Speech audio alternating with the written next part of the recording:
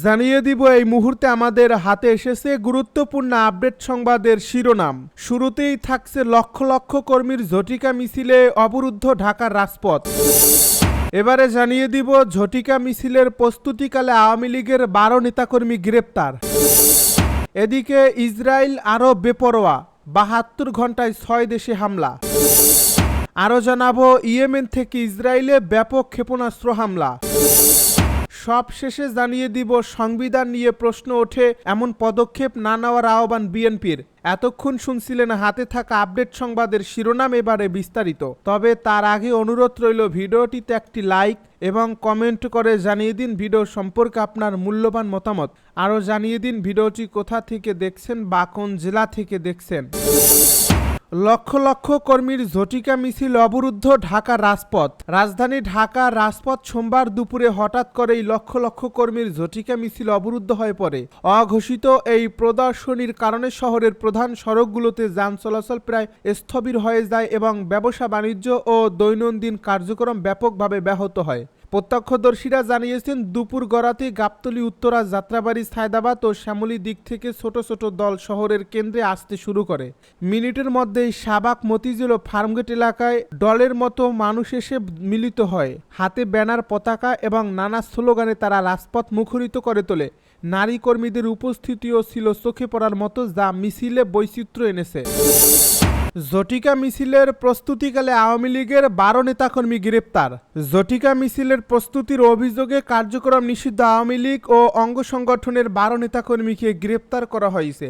বৃহস্পতিবার বিকেলে রাজধানীর দারুস সালাম এলাকা থেকে তাদেরকে গ্রেপ্তার করেছে ঢাকা মহানগর পুলিশ। গ্রেপ্তারকৃতরা হলেন নাটোর জেলার বড় বড়াই গ্রামের যুবলীগের সক্রিয় সদস্য আলামিন, আওয়ামী লীগের সক্রিয় সদস্য আক্কাস মিয়া, চাঁদপুর সদর 12 নম্বর চন্দ্রা ইউনিয়ন আওয়ামী লীগের স্বাস্থ্য ও জনসংখ্যা বিষয়ক সম্পাদক সোহাগ মাঝি, ডিএমপির মুখপাত্র ও মিডিয়া অ্যান্ড পাবলিক রিলেশনস বিভাগের উপকমিশনার মুহম্মদ তালেবুর রহমান জানান, গ্রেপ্তার 12 জন সহ কার্যক্রম নিষিদ্ধ আওয়ামী লীগ ও দলটির অঙ্গ সংগঠনের বেশ কিছু নেতাকর্মী বৃহস্পতিবার বিকেল 2:30টার দিকে দারুস সালাম থানার টেকনিক্যাল মোড়ে জড়ো হয়ে ঝটিকা মিছিলের প্রস্তুতি নিচ্ছে এরকম সংবাদ পাওয়ার পর থানার টহল দল দ্রুত ঘটনাস্থলে যায় এবং স্থানীয় লোকজনের সহায়তায় তাৎক্ষণিকভাবে 12 জনকে আটক করতে সক্ষম হয়। এ সময় পুলিশের উপস্থিতি টের পেয়ে বাকিরা সটকে পড়ে। ইসরায়েল আরও বেপরোয়া, 72 ঘন্টায় 6 দেশে ব্যাপক হামলা। ইসরায়েল যেখানে চাচ্ছে সেখানেই হামলা চালাতে পারছে। তাদের বিরোধিতায় যুক্তরাষ্ট্র নেই, জাতিসংঘ অপরাগণ। এতে গাজায় প্রকাশ্যে গণহত্যা চালানো ইসরায়েল ক্রমেই আরও বেপরোয়া হয়ে উঠেছে। কূটনীতি নয়, হামলা ও হত্যাকাণ্ডকে সমাধান হিসেবে দেখছে। 72 ঘন্টায় তারা মধ্যপ্রাচ্য ও উত্তর আফ্রিকায় 6টি দেশে হামলা চালিয়েছে। ইসরায়েল ফিলিস্তিনের গাজায় অব্যাহতভাবে হত্যাযজ্ঞ চালিয়ে যাচ্ছে। পাশাপাশি তারা নতুন করে কাতারে হামলা চালায়। হামলা হয়েছে তিউনিসিয়ায়ও। এছাড়া লেবানন, সিরিয়া, ইয়েমেনে হামলা হয়েছে। এর মধ্যে কাতারে হামলা পুরো মধ্যপ্রাচ্যকে নাড়িয়ে দিয়েছে। এটি যুক্তরাষ্ট্রের গ্রহণযোগ্যতা নিয়েও প্রশ্ন তুলছে। গতকাল বৃহস্পতিবার সিএনএনের এক প্রতিবেদনে বলা হয়, কাতার মার্কিন প্রেসিডেন্ট ডোনাল্ড ট্রাম্পকে বিলাসী উড়োজাহাজ উপহার দিয়েছিল।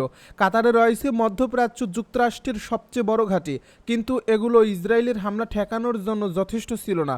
যুক্তরাষ্ট্রের আরব মিত্ররা এটা থেকে বার্তা নিয়েছেন, যুক্তরাষ্ট্র নিরাপত্তা দেওয়ার কথা বলেই সামরিক ঘাঁটি করে কার্যত এই হামলা পরোক্ষভাবে যুক্তরাষ্ট্রের উপরেই হামলা হয়েছে। গত মঙ্গলবার কাতারের রাজধানী দোহায় বিমান হামলা চালায় ইসরায়েল, যেখানে হামাস নেতাদের লক্ষ্যে পরিণত করা হয়।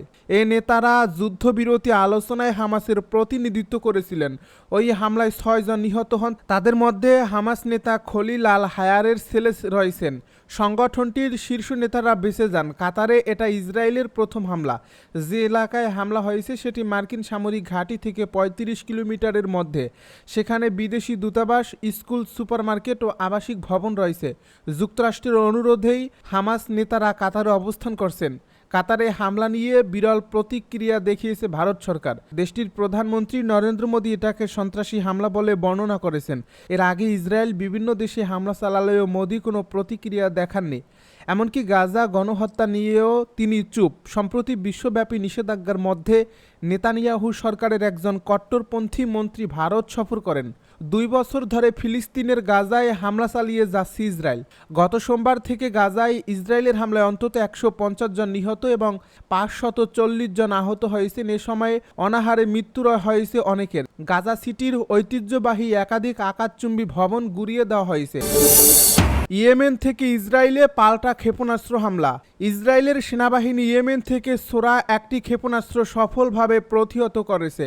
সানায় ইসরায়েলি বিমান হামলায় অন্তত 35 জন নিহত হওয়ার একদিন পর বৃহস্পতিবার এই পাল্টা হামলা চালানো হয়।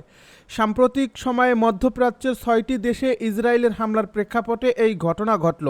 তাৎক্ষণিকভাবে কোনো গোষ্ঠী এই হামলার দায় স্বীকার করেনি। তবে 2023 সালের অক্টোবরে গাজায় ইসরায়েলের গণহত্যা শুরুর পর থেকে ইরান সমর্থিত হুতিরা নিয়মিতভাবে ইসরায়েলে ক্ষেপণাস্ত্র এবং ড্রোন হামলা চালিয়ে আসছে। ইসরায়েলের সেনাবাহিনী টেলিগ্রামে জানিয়েছে, দেশের বিভিন্ন অংশে সাইরেন বাজার পর ইয়েমেন থেকে ছোড়া একটি ক্ষেপণাস্ত্র প্রতিহত করা হয়েছে। এর আগে বুধবার ইসরায়েল ইয়েমেনের হুতি নিয়ন্ত্রিত রাজধানী সানাসহ জব প্রদেশের একটি হুতি কমপ্লেক্সে বিমান হামলা চালায়। হুতির স্বাস্থ্য মন্ত্রণালয়ের মুখপাত্র আনিস আলাশবাহী জানান, সানায় 28 জন এবং সৌদি আরবের সীমান্তবর্তী জাওব প্রদেশে 7 জন নিহত হয়েছেন। এই হামলায় মোট 131 জন আহত হয়েছেন বলে জানান তিনি। গত মাসে সানায় একটি সরকারি সভায় ইসরায়েলি হামলায় হুতি প্রধানমন্ত্রী আহমেদ গালেব, নাসের আল রাহাবি, 9 জন মন্ত্রী এবং 2 জন মন্ত্রিসভার কর্মকর্তা নিহত হন। সংবিধান নিয়ে প্রশ্ন ওঠে, এমন পদক্ষেপ না নেওয়ার আহ্বান বিএনপির। রাজনৈতিক দলগুলোকেই জুলাই সনদের সমস্ত সুপারিশ বাস্তবায়নে অঙ্গীকারবদ্ধ থাকতে হবে বলে মন্তব্য করেছেন বিএনপির স্থায়ী কমিটির সদস্য সালাউদ্দিন আহমেদ। তিনি বলেন, অন্তর্বর্তী সরকার সাংবিধানিকভাবেই গঠিত হয়েছে বলে মনে করে বিএনপি। সংবিধান নিয়ে প্রশ্ন ওঠে এমন কোনো বিষয় পদক্ষেপ না নিতে অন্তর্বর্তী সরকারের কাছে আহ্বান জানিয়েছে দলটি। বৃহস্পতিবার ঐক্যমত্য কমিশনের বৈঠক শেষে প্রেস ব্রিফিং এসব কথা বলেন তিনি। বিএনপি নেতা সালাউদ্দিন বলেন, 29টি রাজনৈতিক দল লিখিত মতামত দিয়েছে। নির্বাহী আদেশ, অধ্যাদেশ জারি, অফিস আদেশ সহ মোটা দাগে 6টি মতামত পাওয়া গেছে। সংবিধান সংশোধনের মৌলিক বিষয়ে 19টি বিষয়ে চিহ্নিত করা হয়েছে বলেও জানান তিনি। এর আগে সকালে রাজধানীর শিরডাপ মিলনায়তনে এক গোল টেবিল আলোচনায় অংশ নেন বিএনপির স্থায়ী কমিটির এই সদস্য। সেখানে তিনি বলেন, আগামী ফেব্রুয়ারিতেই একটি সুষ্ঠু, অবাধ ও নিরপেক্ষ জাতীয় সংসদ নির্বাচন আয়োজন করা এই জাতির জন্য বড় চ্যালেঞ্জ।